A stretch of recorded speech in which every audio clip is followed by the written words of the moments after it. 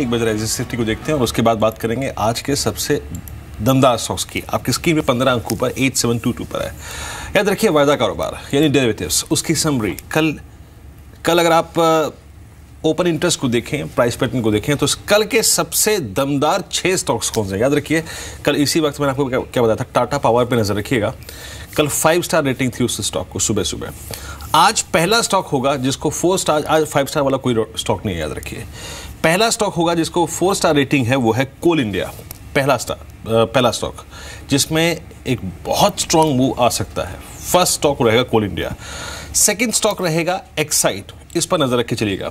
इसे कहते हैं ऑलमोस्ट, क्योंकि काउंटर देखिए पहले से अप ट्रेंड में है, इस कैंडल को मैं एक टिपिकल कैंडल रिवर्सल की संज्ञा नहीं दे सकता, लेकिन कल लोअर लेवल से जो पुल बैक आया और जिस तरीके से सत्र के अंतिम छोर में अगर आप देखें हाइस पे बंद हुआ, इसे कहते हैं ऑलमोस्ट स्ट्रेंथ को रिगेन करना। तीसरा स्टॉक है आरईसी, इस पर नजर रखिएगा। आरईसी कल बहुत स्ट्रांग क्लोजिंग, प्राइस परफॉर्मेंस अच्छी, वायदा कारोबार में काफी स्ट्रांग।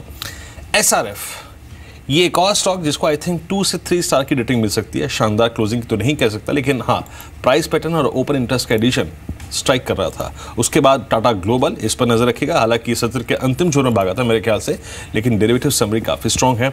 और एक यूबीएल, ये कुछ ऐसे स्टॉक्स हैं। और I think last but not the least Zee Entertainment, लेकिन डिस्क्लोजर जी एंटरटेनमेंट पे कि एसएल समूह की कंपनी है, पेरेंट कंपनी है। ये आशीष, ये मैंने 6 स्टॉक्स रखे हैं आपकी स्क्रीन पे, आप इसमें से कौन से 2 स्टॉक्स पे दाव लगाएंगे?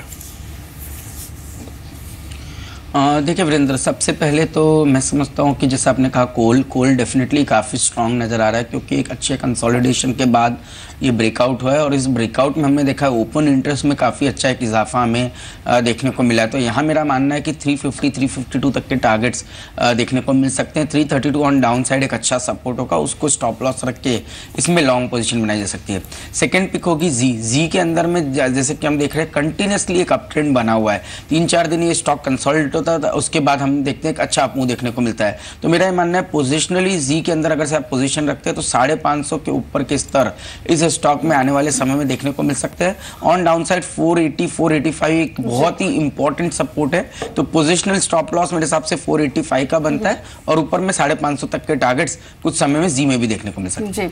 मिस्टर महाजन, आखिरी क्वेश्चन होगा आपसे, क्वेश्चन होगा ल्यूपिन पर। कल आप देखे अर्निंग्स में एक स्ट्रॉन्ग हमने ग्रोथ देखी, रेवेन्यू में भी और प्रॉफिटेबिलिटी में भी 50% के आसपास ही, तो उसके बावजूद स्टॉक 5% गिरा, क्योंकि कहीं ना कहीं मार्जिन पर जो डिप आया, यूएस बिजनेस को जो लेकर कंसर्न्स हैं, वो शायद स्टॉक पर हैवी वे कर रहे थे। और आप देखिए जो ल्यूपिन की कॉल हुई है उसमें उन्होंने खुद कहा है कि जो लोअर प्राइसेस रहे ग्लोबेंजा के, उसकी वजह से मार्जिन पर इंपैक्ट रहा है। गैविस एक्विजिशन की वजह से मार्जिन थोड़े से प्रेशर में रहे हैं। हालांकि एक कॉन्फिडेंस उन्होंने जताया है वो है डोमेस्टिक बिजनेस पर, और कहा है साथ ही कि यूएस में अभी भी जो लॉन्चिंग की उनकी योजना है नए अप्रूवल्स को लेकर, वो अभी भी अग्रेसिव रहने वाली है। और ऐसा माना भी जा रहा है कि गैविस एक्विजिशन का इंपैक्ट भले ही इस क्वार्टर में ना दिखाओ, लेकिन Q3 और Q4 काफी स्ट्रॉन्ग परफॉर्मेंस गैविस की ओर से आ सकती है। तो क्या इस फैक्ट को दिमाग में रखते हुए खरीदना चाहिए ल्यूपिन ऑन डिप्स?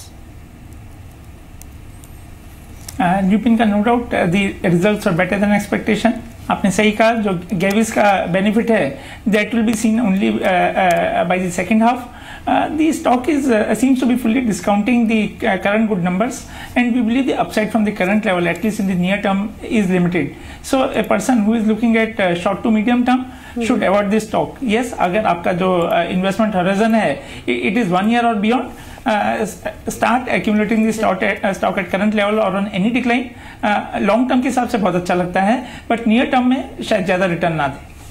तो नियर टर्म में शायद ज्यादा रिटर्न ना दे, लेकिन लॉन्ग टर्म पर्सपेक्टिव से ऑन डिप्स ल्यूपिन को खरीदा जा सकता है। शुक्रिया विवेक आपका शामिल होने के लिए शो में। कुछ और स्टॉक्स देख लेते हैं जो आज खबरों में। एक मनपसंद बीवरेजेस कंपनी की आज बोर्ड मीट है और सिक्योरिटीज के जरिए फंड रेजिंग को लेकर इस बोर्ड बैठक में फैसला हो सकता है, तो स्टॉक पर आप फोकस करें।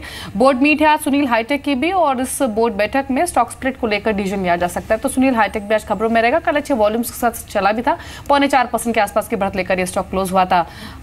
आईजीएल पर भी फोकस करें, खरीदारी दिख सकती है क्योंकि पीएनजीआरबी से रेवाड़ी में गैस डिस्ट्रीब्यूशन के लिए मंजूरी मिली है। तो पॉजिटिव न्यूज फ्लो है। कल आधा % गिरा था, लेकिन आज वापस परफॉर्मेंस आ सकती है आईजीएल के स्टॉक में आज के सत्र में। लेकिन बात कर लेते हैं आज की ऑप्शन स्ट्रेटेजी की, यानी 2 स्टॉक ऑप्शंस जिन पर आज आप ट्रेड कर सकते हैं। बताइए वीरेंद्र, कौन से शेयर्स है? जी हाँ, पहले देखिए ऑप्शन स्ट्रेटेजी रहेगी डीएलएफ पे। याद रखिए डीएलएफ CY16 के कल नए हाईस पे बंद हुआ, और देखिए इस बार सबसे बड़ी खूबी इस स्टॉक की रही कि ये ग्रेजुअली, ये धीरे धीरे चल रहा है, स्ट्रॉन्ग स्टडी। ये अगर आप देखिए इसकी प्रॉपर्टी इस बार 170 की slightly out of money call लेनी है, करीब 5 रुपए के आसपास आपकी कॉल मिल जाएगी। टाइम वैल्यू अभी भी आपके पास है, कोई दिक्कत की बात नहीं है। और with a possible target of 9 इस ऑप्शन को आप रखिए। 2 से 3 दिन में शायद ये ट्रेड मैच्योर हो जाए अगर सब कुछ ठीक ठाक रहा। 2.5 रुपये का स्टॉप लॉस रखिए। वैल्यू एट रिस्क 2.5 कमाने के लिए यहाँ पे अगर आप देखें 4 से 5 रुपये आपके पास है। दूसरा ट्रेड है HUL।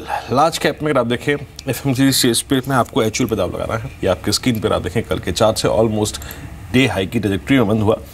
940 की कॉल खरीदी है यहाँ पे 15 रुपये के आसपास। निर्मल बैंक सिक्योरिटीज़ ने हमारे साथ ये ट्रेड शेयर किया है with a possible target of 23। अच्छा मूव एक्सपेक्ट कर रहे हैं और करीब करीब 11 रुपये का स्टॉप लॉस आप यहाँ पर लेके चल सकते हैं।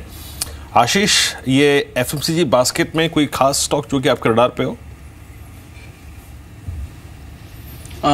देखिए वीरेंद्र, मेरा ये मानना है कि ब्रिटानिया एक काफ़ी स्ट्रॉन्ग रिजल्ट के बाद में हमने देखा कि एक स्ट्रॉन्ग ओपन इंटरेस्ट का इजाफा हुआ और एक स्ट्रॉन्ग प्राइस पैटर्न डेवलप हो गया है। यहाँ पे मेरा मानना है कि स्टॉक अपने प्रीवियस ऑल टाइम हाई को क्रॉस करेगा और उसको ध्यान में रखते हुए मुझे लगता है ब्रिटानिया एक पिक होगी जहाँ पे करंट लेवल्स पे भी लॉन्ग पोजिशन बनाई जा सकती है। ऑन डाउन साइड 3030 ये एक इंपॉर्टेंट सपोर्ट होगा, तो उसके नीचे का एक स्टॉप रखिए। 3400 तक के टारगेट्स एक्सपेक्ट किए जा सकते हैं। जी, देखिए कौन से वो नतीजे जो कल मार्केट क्लोजिंग के बाद आए हैं वो जान लेते हैं।